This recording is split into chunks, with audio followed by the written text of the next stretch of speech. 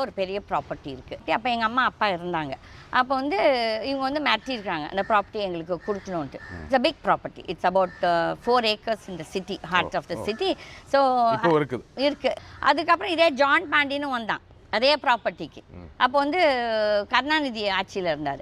ஒரு 20 ரவுடிஸ் எடுத்துகிட்டு சுற்றி என்ன சொல்கிறது அந்த வீச்சு அருவாலெல்லாம் எடுத்துக்கிட்டு இங்கே தான் நான் வந்து அங்கேருந்து உட்காந்துட்டு பார்த்துட்டு இந்த ஆள் எங்கேயோ பார்த்துருக்கேன் யார் எனக்கு யூஸ் அப்புறம் ஜான் பாண்டி நான் நினச்சேன் சரி எங்கள் பிரதர் ஆஃபீஸ் மேலே இருந்ததால் எல்லாம் ரியல் எஸ்டேட்டில் எதுக்கும் அதுக்காக வந்து பார்த்தா அவங்க ஆக்சுவலி எங்கள் அப்பாவை பார்க்க வந்தான். அன்றைக்கி எங்கள் அப்பாவுக்கு போர்டு மீட்டிங்.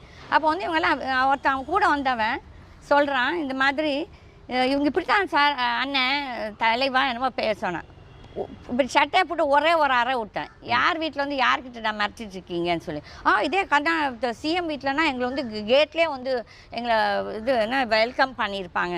அது அவங்களுக்கு வேணால் அவங்களுக்கு தேவை இருக்குது, எங்களுக்கு ஒன்றும் உங்களுக்கு தேவையே இல்லை. எங்கள் அப்பா உங்களுக்கு